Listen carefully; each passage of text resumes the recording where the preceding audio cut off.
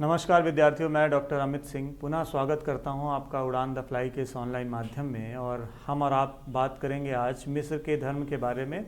और पूर्व में भी हमने पूर्व लेक्चर्स में भी मिस्र के धर्म के बारे में एक सामान्य चर्चा कर ली थी। और मैंने आपको बताया था कि किस प्रकार मिस्र का जो धर्म है उसका जो प्रारंभिक दौर है वो कैसा था, और प्राग राजवंश काल में मिस्र के धर्म की क्या स्थिति है। वहाँ पे मैंने बताया कि होरुस नामक एक प्रमुख देवता हुआ करता था, और मिस्र क्योंकि उस दौर में दो भागों में बटा हुआ था, उत्तरी मिस्र और दक्षिणी मिस्र। उत्तरी मिस्र में रे तथा दक्षिणी मिस्र थीब्स जिसे कहा जाता था, वहाँ पे ओमन नामक देवता हुआ करते थे। और बाद में प्राचीन राज्यकाल में ये दोनों देवता संयुक्त हो जाते हैं, एक संयुक्त नाम आ जाता है जिसको ओमान और रे के नाम से जाना जाने लगता है। ओमान रे के नाम से जाना जाने लगता है। और ये कौन से देवता होते हैं? ये सूर्य होते हैं। सूर्य उत्पत्ति, सूर्य के संदर्भ में पूजा अर्चना मिस्र के धर्मवासियों को एक विशेष लक्षण के रूप में दिखाई पड़ती है। सूर्य की उपासना मिस्र के धर्म में एक बहुत महत्वपूर्ण पूजा पद्धति के तौर पे दिखाई पड़ती है। और सूर्य से ये अपनी उत्पत्ति भी मानते हैं, और ऐसा मानते हैं कि सूर्य के कारण ही यह उस प्रदेश में भली भांति से रह रहे हैं। और इसीलिए ओमान रे, जिसको कि सूर्य के रूप में जाना जाता है, बहुत प्रमुख देवता के तौर पे उस प्राचीन राज्यकाल में दिखाई पड़ता है। प्राचीन राज्यकाल के संदर्भ में हमारी ये बात पूर्व में हो चुकी है, और ये भी आपसे चर्चा हो चुकी है कि ओसिरिस और आइसिस नामक देवता भी इस काल की प्रमुख देवता थे। जहाँ एक बार सूर्य पृथ्वी में रह रहे लोगों से नाराज हो जाते हैं, और नाराज होने की वजह से हाथोर नामक देवी को पृथ्वी में भेजते हैं लोगों के नरसंहार के लिए। लेकिन बाद में उनके मन में दया आ जाती है, और वह पृथ्वी को छोड़ करके आकाश में चले जाते हैं और आकाश के देवता बन जाते हैं। और उसके पश्चात ओसिरिस नामक देवता का यहाँ पर प्रादुर्भाव होता है, पदार्पण होता है पृथ्वी पर, और अधोलोक के देवता ओसिरिस हो जाते हैं। ओसिरिस के संदर्भ में भी एक कहानी मैंने आपको बताई थी कि ओसिरिस की हत्या कर दी जाती है। किसके द्वारा? उसके जो भाई रहता है सेत, उसके द्वारा उसकी हत्या कर दी जाती है। और उसकी जो पत्नी रहती है आइसिस, वह एक अनुष्ठान करती है, यज्ञ करती है, और उस यज्ञ में अनुबिस देवता जो कि श्रृंगाल देव हैं वो मदद करते हैं, और उनकी मदद से ओसिरिस को पुनः जीवित कर लिया जाता है, और ओसिरिस देवता हो जाते हैं पृथ्वी के। और उन दोनों के संपर्क से एक पुत्र होता है जिसका नाम होता है होरुस, और वह बाद में अपने दुष्ट चाचा सेत की हत्या करता है, और वो एक प्रमुख देवता के तौर पे स्थापित हो जाता है। तो इसके संदर्भ में एक बात हुई थी कि भारत में भी ऐसी कुछ कहानी सत्यवान और सावित्री की दिखाई पड़ती है, जहां सावित्री यमराज से लड़ जाती है सत्यवान के लिए, और बाद में सत्यवान को लेकर के पृथ्वी पर वापस आ जाती है। तो ये कहानी मिस्र के जनमानस में लंबी समय तक फैली हुई दिखाई पड़ती है। वहीं प्राचीन राज्यकाल के समय में मैंने बताया था, इस काल को हम पिरामिड काल के नाम से भी जानते हैं।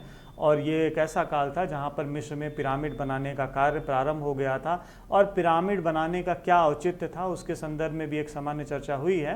पिरामिडों का जो निर्माण था वो मुख्यतः फ़राओं के शवों को रखने के लिए किया जाता था। जो फ़राओ थे, फ़राओ कौन थे? फ़राओ वहाँ के शासक हुआ करते थे, शासकों को फ़राओ कहा जाता था। और उन्हीं फ़राओ की मृत्यु के पश्चात उनको एक विशेष पूजा पद्धति के माध्यम से, एक विशेष प्रकार के मृतक संस्कार की पद्धति के माध्यम से उनको जा कर के पिरामिड में रखा जाता था, जिसके संदर्भ में मैंने बताया था कि उनके शरीर को एक विशेष प्रकार का लेप लगाया जाता था। लेप लगाने के बाद उनको एक कपड़े से लपेटा जाता था, और लपेटने के बाद उनको एक कॉफिन, एक जो बक्सा होता है, ताबूत होता है, उसमें उनको रख दिया जाता था। और रखने के साथ साथ उनके जो प्रमुख वस्तुएं हैं वो भी साथ में रखी जाती थी। साथ ही साथ खाने पीने की वस्तुओं को भी उसमें रखा जाता था। और उसकी वजह थी कि वहाँ के लोगों में एक अंधविश्वास का डेवलपमेंट हो गया था। अंधविश्वास उनके घर कर गया था कि मृत्यु के पश्चात भी आत्मा जीवित रहती है, और उस आत्मा को वहाँ पे का नाम से जाना जाता था। ये मान्यता थी मिस्र के लोगों में कि ये जो का नामक आत्मा है ये हमेशा मृत्यु के पश्चात भी रहती है, और ये उसी तरीके से कार्य करती है जैसे मृत्यु के पहले, और इसको भोजन आदि सारी चीज़ों की आवश्यकता होती है। इसी वजह से मृत्यु के पश्चात वह अपने लोगों के कॉफिन में, ताबूत में वो सारी दैनिक सुख सुविधाओं की वस्तुओं को रखते हैं जो कि जीवन में उनके लिए उपयोगी थी, और वो सारी वस्तुएं वहाँ पर रखी जाने लगती हैं। प्राचीन राज्य काल में ये प्रचलन भली भांति हो जाता है और धीरे धीरे और भी मान्यताएं इस काल में डेवलप होने लगती हैं। इसके संदर्भ में कुछ विद्यार्थियों का ये प्रश्न भी था कि सर ये अवधारणाएं आई कहाँ से। परलोक के संदर्भ में, परलोक मतलब पृथ्वी से ऊपर, पृथ्वी मृत्यु लोक से जब मनुष्य की मृत्यु हो जाती है तो छोड़ करके जो आत्मा, पार्थिव शरीर को छोड़ के आत्मा किस लोक में जाती है, उसके संदर्भ में एक विचार मिस्र के लोगों को आता है और वह विचार होता है परलौकिक संबंधी विचार। और उसके संदर्भ में लोगों का प्रश्न है कि आया कहाँ से होगा। तो एक सामान्य सी बात है कि जो प्रारंभिक दौर था मानव का, जब भी हम इस तरीके की बातें करते हैं तो हमेशा से हम रूट्स में जाने की कोशिश करते हैं, और हमारी रूट्स, हमारी जड़ें कहाँ पे हैं? हमारी जड़ें मानव के प्रारंभिक जीवन की तरफ है। जब हम मानव के प्रारंभिक जीवन को खंगालने का प्रयास करते हैं तो ऐसी बहुत सारी घटनाएं हैं जो कि हमें इस दौरान दिखाई पड़ती है, और वो घटना आगे आने वाली घटनाओं के लिए एक कारण बन जाती हैं।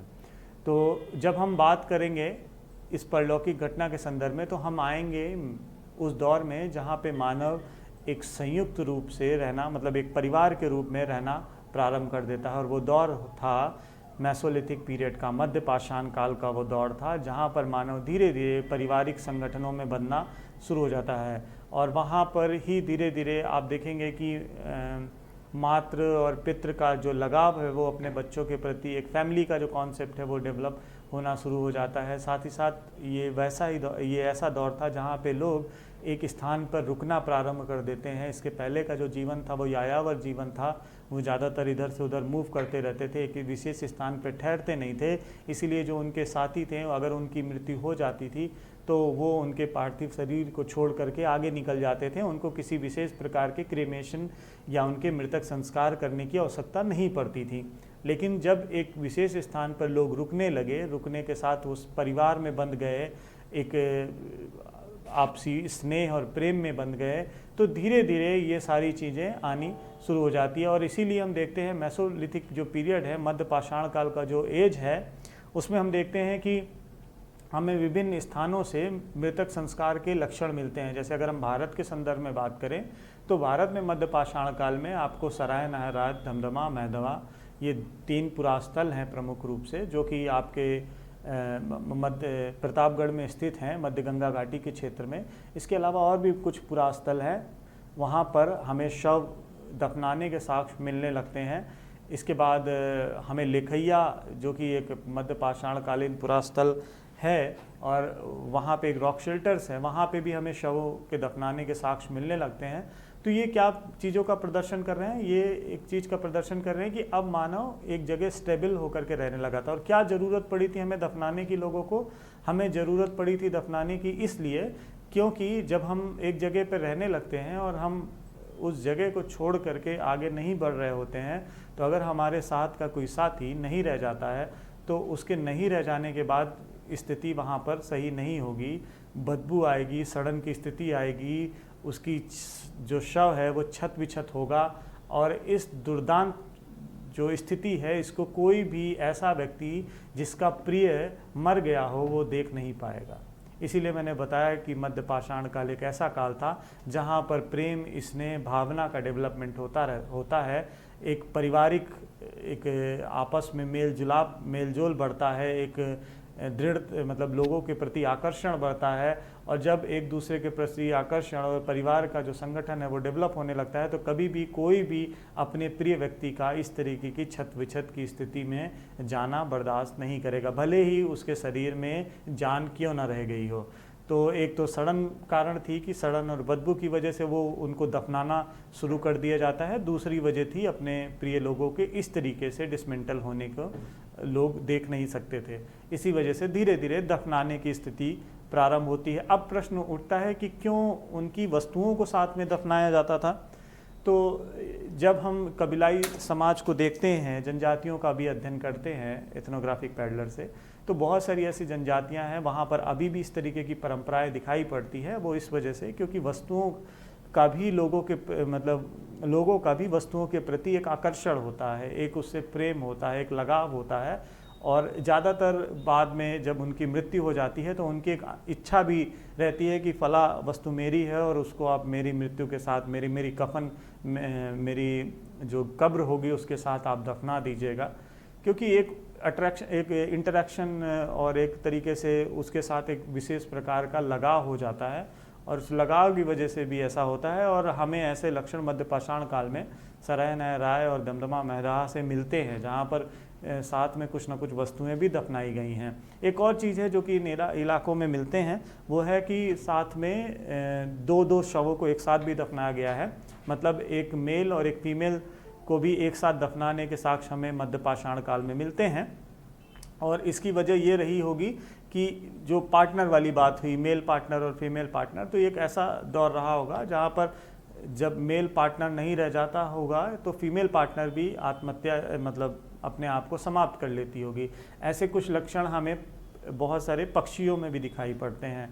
और क्योंकि मानव का जो प्रारंभिक जीवन था वो अपने नेचर से सीख रहा था, उसका जो लर्नेड बिहेवियर था वही उसकी परंपरा और ट्रेडिशन को बनाने में महत्वपूर्ण भूमिका निभा रहा था। तो जो लर्नेड बिहेवियर था वो अपने नेचर से ग्रहण कर रहा था, और नेचर में ऐसे बहुत सारी चीज़ें थी जो वो सीख रहा था, और शायद इसी वजह से उसने ऐसा करना प्रारंभ कर दिया हो। क्योंकि जब मेल पार्टनर नहीं रह जा रहा था तो फीमेल पार्टनर को दूसरे लोग परेशान करें या उसके साथ ज़बरदस्ती करें, कुछ ऐसी भी फीलिंग हो सकती है। इसकी वजह से भी वहाँ पर साथ में लोगों को दफनाने के प्रथा दिखाई पड़ती है।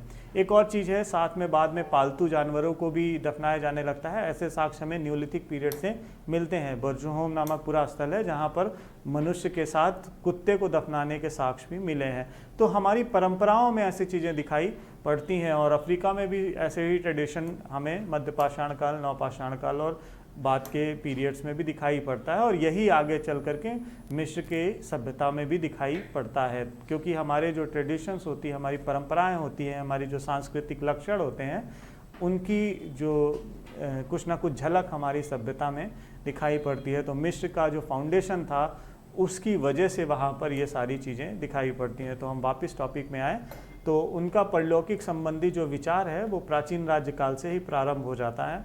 और इसके संदर्भ में मैंने ये भी बताया था कि वो पश्चिम का जो क्षेत्र था उसको यार भूमि के नाम से जानते थे, उसको मित्र लोग भी कहा जाता था, लोग वहाँ चले जाते थे। उसको अधोलोक भी कहा जाता था, उसको यार भूमि भी कहा जाता था। साथ ही साथ ये माना जाता था प्राचीन राज्यकाल के अंतिम दौर में कि जो सूर्य हैं वो अपनी अलौकिक नौका में मृतात्माओं की प्रतीक्षा करते रहते हैं, और वो उत्तर पूर्व में वो स्थित रहते हैं यार भूमि के पास आकाश में, और वहाँ से वह धन्य धान्य वाले जो संपदा वाले जो इलाके हैं वहाँ पर मनुष्य को अपनी नौका में बैठा करके ले जाते हैं। तो ऐसी मान्यता हमें प्राचीन राज्यकाल के समय में दिखाई पड़ती है। इसके बाद अगला जो काल आता है उसको हम मध्य राज्यकालीन धर्म के रूप में देखते हैं मिस्र के। और इस काल में क्या होता है, इस काल में ओमान रे और ओसिरिस की जो प्रतिष्ठा है उसमें और ज़्यादा वृद्धि हो जाती है, और ज़्यादा उनकी पूजा और उनकी उपासना का कार्य किया जाने लगता है। लगातार उनकी प्रतिष्ठा में वृद्धि दिखाई पड़ने लगती है। और एक और चीज़ है और वो होने लगती है इस काल में, वो क्या है, वो है रे नामक शब्द का प्रयोग। रे नामक शब्द का प्रयोग सारे देवताओं के अंतिम रूप से, एक तरीके से हम ये कह सकते हैं कि टाइटल के रूप में इसको यूज़ किया जाने लगता है। जैसे उदाहरण के तौर पे वहाँ पे एक देवता थे सोबक, उनके नाम के पीछे रे लगाए जाने लगा। मतलब सारे देवता, कोई भी देवता, जैसे मान लीजिए ओसिरिस ही हैं तो ओसिरिस के नाम के पीछे भी रे लगा दिया गया। तो मतलब कोई भी देवता, उनके नाम के पीछे रे लगाना शुरू कर दिया गया। क्यों शुरू किया गया? क्योंकि यहाँ पर बहुत ज़्यादा प्रतिष्ठा प्राप्त हो चुकी थी ओमान रे को, तो रे एज अ टाइटल यूज़ किया जाने लगा और सारे देवताओं के नाम के पीछे रे लिख दिया गया। सोबक कौन थे? सोबक बेसिकली एक मगरमच्छ के देवता थे जो कि न्याय करते थे। जो लोग बेईमानी करते थे, चोरी करते थे, ऐसा माना जाता था कि मृत्यु के पश्चात उनको ऐसे लोक में भेजा जाता है जहाँ पर ये सोबक देवता उनके साथ न्याय करते हैं। जो उन्होंने अपने दैनिक जीवन मतलब अपने जन्म के दौरान किया था उसका पूरा लेखा जोखा वहाँ पर उनको देना पड़ता था। तो सोबक नामक एक देवता को ये मान्यता थी। एक और चीज़ है जो कि मध्य राज्यकाल में देखने को मिलती है, वो ये कि परलोकवाद की जो अवधारणा है उसमें और ज़्यादा विकास दिखाई पड़ता है। और यहाँ पर एक नई चीज़ आपको मध्य राज्यकाल में दिखाई पड़ती है मिस्र के धर्म के संदर्भ में, वो ये कि मिस्र के धर्म में अब जो परलोकवादी अवधारणा थी उसमें एक और चीज़ जुड़ती है और वो है न्याय करने की प्रक्रिया। ऐसा माना जाता है कि मनुष्य की मृत्यु के पश्चात मनुष्य के जो कार्य थे जो उसने धरती लोक पर किए थे, उन कार्यों के आधार पर उसके साथ न्याय किया जाता था। ये देखा जाता था कि उसने किस तरीके से कार्य किए हैं। यदि उसके कार्य अच्छे हैं तो उसको स्वर्ग की तरफ भेजा जाता था, मतलब अच्छी यार भूमि में भेजा जाता था। और अगर उसके कर्म अच्छे नहीं हैं तो उसको दोजक या नरक में भेजा जाता था या उसको विभिन्न प्रकार के दंड दिए जाते थे। ऐसी एक अवधारणा मध्य राज्यकालीन मिस्री धर्म में दिखाई पड़ने लगती है। और ये माना जाता है कि ओसिरिस जो है वो एक ओसिरिस नामक जो देवता है वो न्याय का कार्य करते हैं, न्यायालय उनके पास हो जाता है और साथ साथ उनके साथ 42 न्यायाधीश भी कार्य करते हैं इस प्रक्रिया को करने में। और विश्व इतिहास में मिस्र के जो लोग थे वो पहले ऐसे लोग थे जो परलौकिक जीवन के सुख दुख की जो परिकल्पना है वो मनुष्य के कर्मों से करना प्रारंभ कर देते हैं। और एक और इसके संदर्भ में बात आती है वो ये कि इसको कैसे देखा जाने लगता है, कैसे देखा जाए कि उसने न्याय किया है। तो जब मनुष्य की मृत्यु हो जाती है और वो न्यायाधीशों के सम्मुख प्रस्तुत होता है तो न्यायाधीश उससे प्रश्न पूछते हैं और अगर ये वह प्रश्न सही देता है, उस सही प्रश्न का अवलोकन भी होता है। ऐसा नहीं है कि आप कुछ भी बोल करके निकल गए।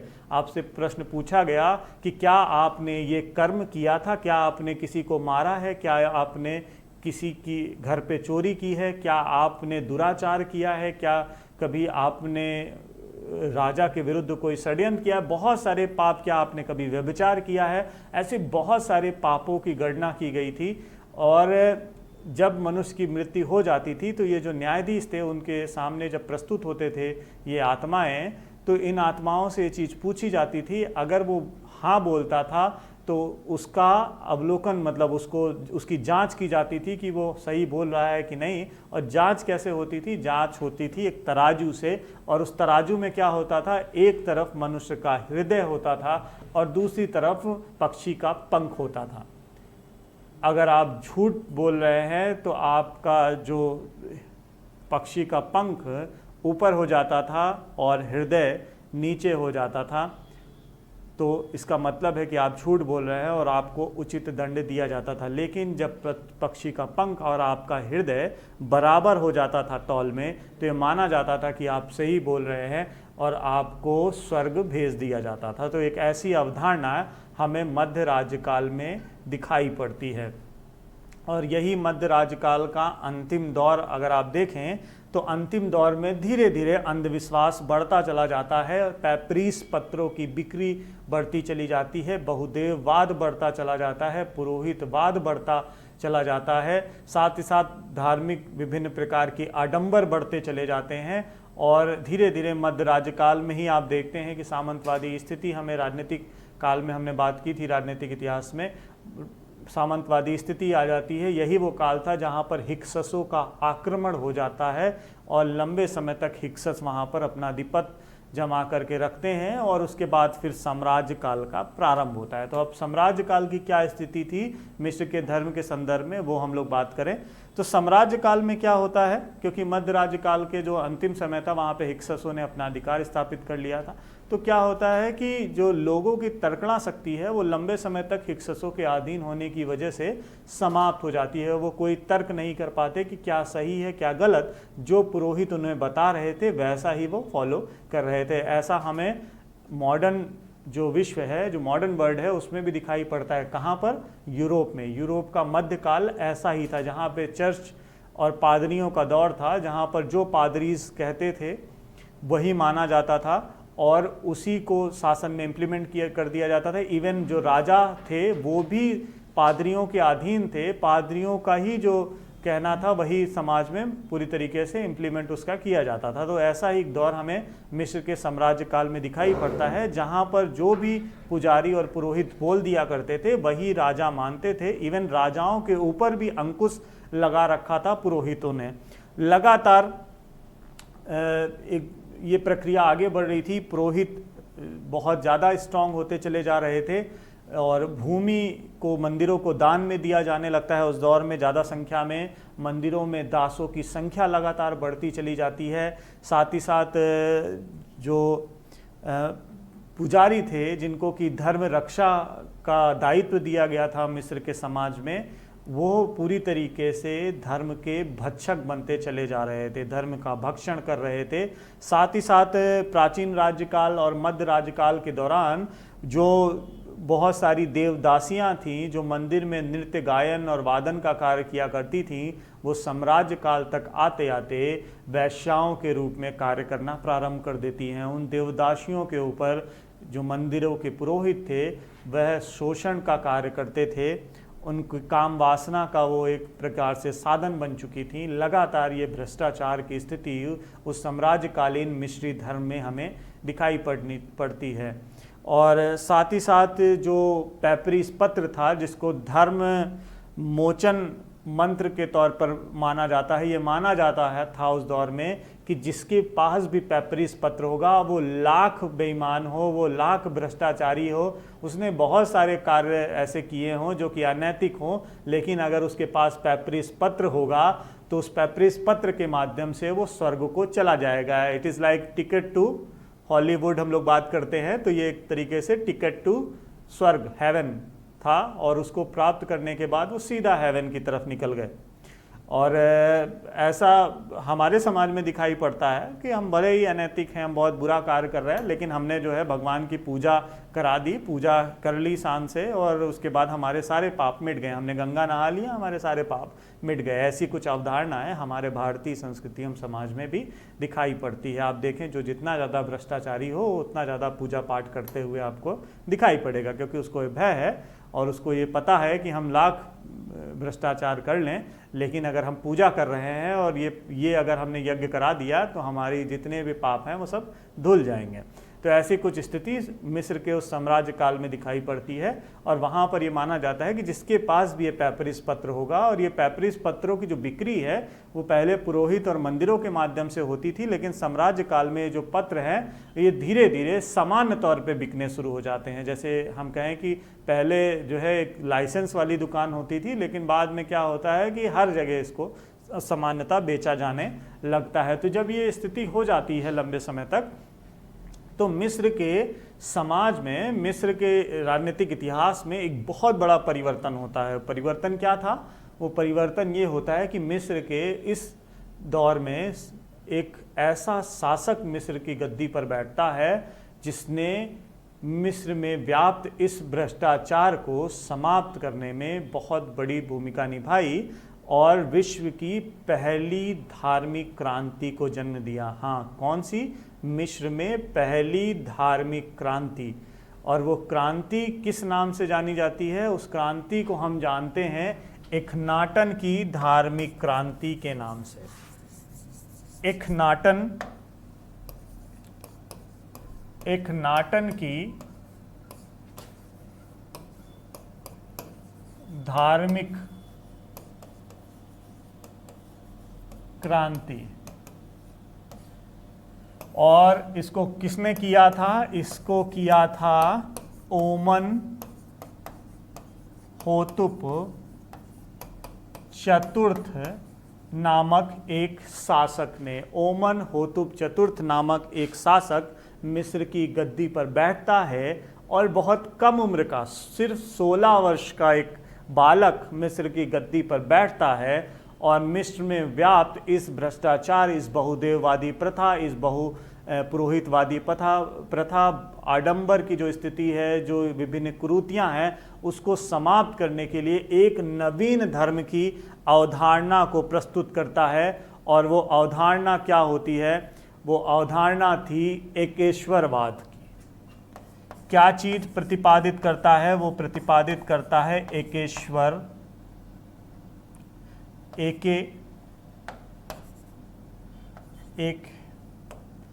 एकेश्वरवाद।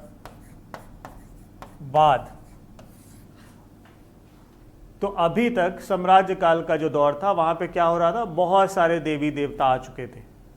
ऐसा हमें विश्व के विभिन्न भागों में दिखाई पड़ता है। जब धर्म में बहुत सारी कुरीतियां आ जाती हैं तो इसी धर्म से निकले हुए कुछ व्यक्ति समाज के सामने आते हैं और एक नवीन अवधारणा को प्रस्तुत करते हैं। हमने भारत में महावीर, जैन और गौतम बुद्ध को देखा है। उन्होंने जैन धर्म और बौद्ध धर्म की शुरुआत की। वहीं ईरान में हमने जरस्तुज को देखा जिसने जरस्तुतवाद की शुरुआत की, ईरानी धर्म की शुरुआत की। चीन में हमने कन्फ्यूशियस को देखा है जिसने कन्फ्यूशियसवाद की शुरुआत की। और विश्व के विभिन्न भागों में ऐसे धर्मों की शुरुआत हमें दिखाई पड़ती है। तो जो उसका सबसे पहला लक्षण या जो सबसे पहला साक्ष्य हमें मिलता है वो मिस्र में मिलता है, और वो मिलता है इखनाटन की धार्मिक क्रांति के रूप में। और उसने क्या किया, उसने बहुदेववाद को समाप्त किया, पुरोहितवाद को समाप्त किया, और समाप्त करने के पश्चात एकेश्वरवाद को प्रतिपादित किया। और क्या था एकेश्वरवाद? वो एकेश्वरवाद था ये कि उसने कहा कि जितने भी देवता हैं उनको पूजना छोड़ दीजिए, और पूजने छोड़ने के बाद सिर्फ एक देवता की पूजा कीजिए। और उस देवता का नाम क्या है? उस देवता का नाम है आतेन। उसने आतेन नामक देवता के बारे में लोगों को बताना प्रारंभ किया, क्योंकि उस दौर में मिस्र में बहुत सारे देवी देवताओं का प्रचलन था। मंदिरों की संख्या लगातार बढ़ती जा रही थी। इतने सारे देवी देवता थे, और ये देवी देवता इस वजह से भी थे, इसके संदर्भ में हमने पहले ही बताया था कि मिस्र के संदर्भ में माना जाता है कि भारत और रोम के अलावा सबसे ज़्यादा देवी देवता वाले देवी देवताओं के पूजा का प्रचलन मिस्र में दिखाई पड़ता है। तो जितने देवता उतने मंदिर। और इसने क्या किया, इसने एकेश्वरवाद को प्रतिपादित किया, और प्रतिपादित करने के बाद इसने क्या किया, इसने कहा कि ओमान रे और ओसिरिस और ऐसे बहुत सारे जो देवी देवता हैं उनकी पूजा को बंद करिए। पुरोहितों पर ये पूरी तरीके से अंकुश लगाने का कार्य इसने प्रारंभ में किया। पहले तो ये सामान्यतः लोगों पर एक तरीके से बता रहा था कि आप इस धर्म को अपनाएं, सारे देवताओं को छोड़ दें, सिर्फ आतेन नामक देवता की पूजा करें। और ये आतेन है कौन? ये आतेन सूर्य देवता ही हैं। सूर्य देवता को ही इसने आस्तेन नाम दिया और कहा कि सिर्फ एक देवता को पूजा करिए, और वो देवता सूर्य देवता हैं, और उनका नया नाम दिया और वो नाम था आतेन। तो प्रारंभ में वो बहुत सरलता से लोगों के सामने इस धर्म को लेकर के आता है, लेकिन धीरे धीरे पुरोहित इसका विरोध करने लगते हैं, इस धर्म को नहीं मानते हैं। तब वो थोड़ा सा कठोर, उसकी चीज़ों में कठोरता आती है, उसके व्यवहार में कठोरता आने लगती है। वो क्या करता है, वो धीरे धीरे कठोर प्रतिबंध लगाने लगता है, नामंसों को हटाने लगता है, और अपनी एक उपाधि धारण कर देता है। और उपाधि क्या थी? उपाधि थी एकनाटन, और एकनाटन का जो समान अर्थ होता है वो होता है आतेन की आत्मा। आतेन की आत्मा को वो धारण करता है, अपना नाम अखनाटन रख लेता है, इसका अर्थ होता है आतेन की आत्मा। साथ ही साथ वो क्या करता है, अपने पूर्वजों के द्वारा जितने भी कार्य किए गए थे जहाँ पर आमेन नामंश जुड़ा हुआ था, उस सारे नामंशों को ध्वस्त करना शुरू कर देता है। साथ ही साथ अपने उत्तराधिकारी, अपने पुत्र के जो नाम था, जो टाइटल यूज़ किया जाता था आमेन, उस आमेन को हटा करके उस अपने पुत्र का नाम वो रख देता है तूतन खातेन। और तूतन खातेन में आतेन शब्द अंतिम में जुड़ा हुआ है, आतेन। और बाद में ये तूतन खातेन जब मृत्यु हो जाती है ओमनहोतप चतुर्थ की, तो क्या होता है, ये फिर से अपना नाम बदल लेता है और नाम इसका हो जाता है तूतन खामेन। ये पुनः अपना नाम वंश ले लेता है, इसके बारे में अभी हम बात करेंगे। तो क्या होता है, आतेन नामक उपाधि वो धारण कर लेता है। और ऐसी धीरे धीरे मिस्र में सारे जो मंदिर थे जहाँ पर विभिन्न देवी देवताओं का पूजा हो रही थी, जो पुरोहित वहाँ पे थे, उसने पुरोहितों से कहा कि अगर आतेन नामक देवता की आपको पूजा नहीं करनी है तो आप मिस्र को छोड़ दीजिए। ऐसे लोग मिस्र में नहीं रहेंगे जो आतेन की पूजा नहीं करेंगे। उसने आतेन के भी मंदिरों का निर्माण कराना प्रारंभ किया, पुराने मंदिरों को तोड़ना प्रारंभ किया, लेकिन ये व्यवस्था बहुत लंबे समय तक नहीं चली। जैसे ही उमनहोतुप चतुर्थ की मृत्यु हुई, पुरोहित पुनः संगठित हो गए और संगठित होने के पश्चात वो मिस्र के समाज में आए और उन्होंने पुरानी व्यवस्था को पुनः लागू कर दिया और तूतन खातेन जो कि इसका पुत्र था उस पर पुनः दबाव बनाया और उसके नाम को भी परिवर्तित कर दिया गया। नाम उसका हो गया तूतन खामेन, और आमेन रे और जो बहुदेववाद की जो प्रथा थी मिस्र में उसको पुनः आरोपित कर दिया वहाँ पर, और पुनः वो बहुदेववादी पुरोहितवादी धार्मिक आडंबर वाली स्थिति जो है वो पुनः मिस्र के समाज में आ गई और एकेश्वरवाद तुरंत समाप्त हो गया। इसके संदर्भ में बहुत सारे विद्वानों का ये मत भी था, जहाँ ब्रेस्टेड ऐसा मानते थे कि इखनाटन या उमनहोतुप चतुर्थ दोनों एक ही नाम है, आप इसमें कंफ्यूज मत होइएगा। जहाँ ब्रेस्टेड ये मानते थे कि इखनाटन जो है वो एक ऐसा व्यक्ति था, एक बहुमुखी प्रतिभा का व्यक्ति था जिसने मिस्र में धार्मिक क्रांति को जन्म दिया। वहीं विल डूरेंट का ऐसा मानना था कि उसकी उत्सुकता, उसकी दार्शनिक प्रवृत्ति और उसके साहित्यकार होने की वजह से मिस्र को बड़ा नुकसान पहुंचा। और जहां केसी चौधरी, हेमचंद राय चौधरी अशोक के साथ इसको जोड़ करके देखते हैं और कहते हैं कि अशोक की जो असहिष्णु नीति थी और उसकी जो सरलता थी वही आगे चल के मौर्य साम्राज्य के पतन का कारण बनती है। तो ऐसे ही बहुत सारे विद्वानों में मतभेद है। उनका यह कहना है कि इखनाटन की जो इस एकेश्वरवाद के स्थापित करने का जो वजह थी उसका खामियाजा मिस्र को चुकाना पड़ा, और मिस्र का जो अब बाद का जो साम्राज्य काल था उसमें बड़ी अव्यवस्था की स्थिति आ गई और धीरे धीरे मिस्र का जो साम्राज्य था उसको समाप्त होने में एक नींव तैयार की इखनाटन ने। और कुछ इतिहासकारों का ऐसा मानना था, जब उसकी अवलोकना उसका हम मूल्यांकन करें तो कुछ का कहना है कि उसका जो कार्य था वो बेहतरीन था, शानदार था। उसने मिस्र में व्याप्त भ्रष्टाचार को समाप्त करने में महत्वपूर्ण भूमिका निभाई थी। लेकिन कुछ लोगों का ये कहना था कि उसका पूरा ध्यान मिस्र के जो मंदिर थे उसमें जो एकत्रित अथाह धन संपदा थी उसकी तरफ था। उसको अधिक से अधिक धन संपदा की आवश्यकता थी, जिसकी वजह से उसने मंदिरों पर प्रतिबंध लगाया और सारा धन अपने पास रख लिया। तो इन दोनों तरीके से इखनाटन का जब हम मूल्यांकन करते हैं तो इतिहासकारों के मत हमें प्राप्त होते हैं, लेकिन फिर भी जब हम उसे ओवरऑल देखने की कोशिश करते हैं, हम ये देखते हैं कि क्या उसका स्वरूप रहा है, किस तरीके की बातें उसने बताई। साथ ही साथ जो इखनाटन था वो एक प्रकार से साहित्यकार भी था, दार्शनिक प्रवृत्ति का भी था, और साहित्य से जुड़ा हुआ दार्शनिक प्रवृत्ति का व्यक्ति धन के लालच में इतनी बड़ी क्रांति को जन्म नहीं देगा। ये एक सामान्य सी बात है। उसने सूर्य के स्रोतों का एक अपना ग्रंथ लिखा था जिसको सूर्य के स्रोतों के रूप में मिस्र के साहित्य में देखा जाता है और एक बहुत प्रसिद्ध ग्रंथ के तौर पर उसको माना जाता है। तो इस तरीके से इखनाटन की धार्मिक क्रांति घटित होती है। बाद में साम्राज्य काल में वो स्थिति पुनः वापस आती है और पुनः मिस्र विभिन्न धर्मों में विभिन्न बहुदेववादी स्थिति में बढ़ जाता है। और बाद में आप देखेंगे कि मिस्र में यूनानी आते हैं, हेलेनिस्टिक वहाँ पे धर्म का प्रभाव दिखता है। बाद में यहूदी धर्म उस जगह पर आता है, ईसाई धर्म भी वहाँ पर आता है, और वर्तमान में इस्लाम धर्म का वहाँ पे ज़्यादातर लोग मानने वाले हमें दिखाई पड़ते हैं। तो अगर हम ओवरऑल मिस्र के धर्म को देखें विभिन्न कालों के संदर्भ में, तो हम सामान्यतः ये कह सकते हैं कि मिस्र का जो धर्म था उसमें बहुत सारी चीज़ें दिखाई पड़ती हैं। कौन कौन सी चीज़ें हैं? पहले तो सबसे पहली जो चीज़ हमें दिखाई पड़ती है वो जगत की उत्पत्ति का सिद्धांत इसमें हमें दिखाई पड़ता है। ऐसा माना जाता है, मिस्र के लोग ऐसा मानते थे,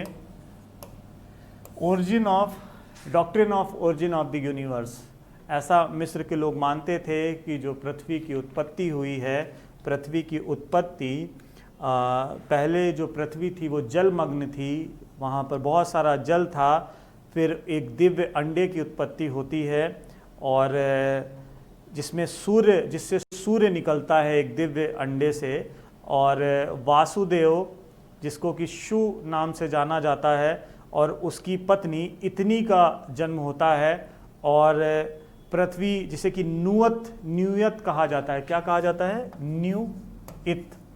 और साथ ही साथ आकाश देवता जिसको कि वहाँ पर समान अर्थों में शिबू कहा जाता है, इनका उदय होता है। तो सबसे पहले कौन उदय होते हैं? सूर्य होते हैं इनकी फिलॉसफी के अनुसार। उसके बाद वासुदेव आते हैं और फिर उनकी पत्नी, वासुदेव को शु कहा जाता है, और उनकी पत्नी कौन आती हैं? इतनी। और फिर उसके बाद आते हैं न्यूयत जिसे कि पृथ्वी कहा गया है। और फिर आते हैं शिबू जिसे कि आकाश कहा गया है। तो ये एक मान्यता थी। और फिर इसके बाद क्या होता है? पृथ्वी और शिबू और एक साथ रहना शुरू करते हैं। और आकाश का रूप गौ का रूप था, और धीरे धीरे क्या होता है? आकाश और पृथ्वी के संभोग से प्राणियों की उत्पत्ति होती है। इन दोनों में संभोग होता है और वहाँ से प्राणियों की उत्पत्ति होती है। तो ऐसा एक फिलॉसफी हमें मिस्र में धर्म में दिखाई पड़ता है, ऐसा एक स्वरूप दिखाई पड़ता है। इसके बाद इनके धर्म का क्या और स्वरूप हमें दिखाई पड़ता है? दूसरा जो स्वरूप हमें मिस्र के धर्म का दिखाई पड़ता है विभिन्न कालों का जब हम अध्ययन करते हैं, दूसरा स्वरूप है बहुदेववाद का। यहाँ पर बहुत सारे देवी देवताओं का प्रचलन दिखाई पड़ता है, जैसा कि हम इसके पूर्व में बात कर रहे थे। इसके बाद क्या दिखाई पड़ता है? यहाँ पर दिखाई पड़ता है बहुदेववाद में जो सबसे ज़्यादा पूजा जाने वाला था वो कौन था? सूर्य उपासना यहाँ पर अत्यधिक हो रही थी। साथ ही साथ क्या था? धार्मिक विश्वास एवं मान्यताएं, धार्मिक विश्वास एवं मान्यताएं जिसके अंतर्गत देव पूजा किस तरीके से हो रही थी, पूजा पद्धति कैसे थी, साथ ही साथ उनके उत्सव कैसे थे, आत्मा की अमरता के संदर्भ में भी बात होती है। और इसके बाद जो सबसे महत्वपूर्ण चीज़ थी वो थी इनके अंधविश्वास।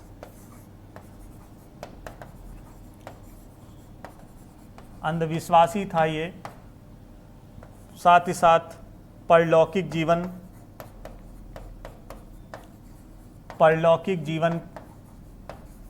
पर विश्वास।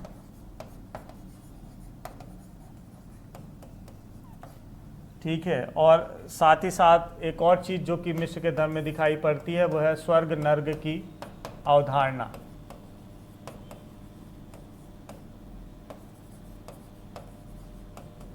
तो अगर हम मिस्र के धर्म को स्वरूप देखने का प्रयास करें तो इसके इन 7 टॉपिक्स में हम इस मिस्र के धर्म के स्वरूप को समझ सकते हैं भली भांति। तो इस प्रकार से आज हम लोगों ने मिस्र के धर्म की बात की और आशा करते हैं कि शायद ये आपको भली भांति आप इससे अवगत हो गए होंगे और आप जान गए होंगे कि कैसी स्थिति थी यहाँ पे। और अब आने वाले लेक्चर्स में हम मिस्र के सांस्कृतिक तत्वों के संदर्भ में बात करेंगे, जहाँ पर हम कला में स्थापत्य को देखेंगे, बौद्धिक उपलब्धियों को देखेंगे और साहित्य वगैरह को देखेंगे, लिपि को देखेंगे कि किस प्रकार की लिपि थी, विज्ञान के संदर्भ में बात करेंगे। तो ये आने वाले लेक्चर्स में हम लोग बात करेंगे। और फिर मैं बता दूं कि आप लोग के जो प्रश्न हैं मैं बहुत जल्दी मैं प्रयास करूंगा एक साथ लेकर के उनको आऊं और कुछ प्रश्न हो जाएं, क्योंकि एक एक दो दो प्रश्नों के जवाब कभी कभी देने में थोड़ा सा दिक्कत होती है। एक साथ कई प्रश्न आ जाएंगे तो मैं एक साथ आपको सभी प्रश्नों के जवाब दे दूंगा और आप धैर्य बनाए रखें। मैं पूरी तरीके से आपको उन प्रश्नों के जवाब दूंगा। मेरा कोई उद्देश्य नहीं है आपको इग्नोरेंस करने का। बहुत सारे लोग कभी कभी फ़ोन करके कहते हैं सर आप प्रश्नों के उत्तर अभी नहीं दिए, इग्नोर कर रहे हैं। तो मेरा कोई भी इरादा नहीं है आपको इग्नोर करने का। हाँ, ये है कि जो सब समय आएगा बहुत सारे प्रश्न और आएंगे तो मैं उन प्रश्नों का जवाब आपको दे दूंगा। और इस चैनल को आप देखते रहें, उड़ान द फ्लाई को, और इसमें आपके सारे समाधान आपको प्राप्त हो जाएंगे। और साथ ही साथ एक और चीज़ है, आपके फ़ायदे की चीज़ है, और वो है बहुत सारे और भी सब्जेक्ट्स जो यहाँ पे पढ़ाए जा रहे हैं। इंग्लिश पढ़ाई जा रही है, रीजनिंग पढ़ाई जा रही है, मैथ पढ़ाई जा रही है, मूल विधि पढ़ाई जा रही है। बहुत सारे ऐसे विषय यहाँ पर और पढ़ाए जा रहे हैं जो जिसका आप प्रयोग कर सकते हैं अपने आने वाले भविष्य के लिए। तो ये आपकी बेहतरी के लिए है, आप उसका प्रयोग करें, उन वीडियोस को भी देखें ज़्यादा से ज़्यादा, ताकि आप इस चीज़ का फ़ायदा उठा सकें, इस ज्ञान का फ़ायदा उठा सकें और अपने आने वाले भविष्य को बेहतर बना सकें। इसी के साथ आज का वक्तव्य यहीं समाप्त करते हैं और बहुत जल्दी नए लेक्चर्स के साथ मुलाकात करते हैं। धन्यवाद।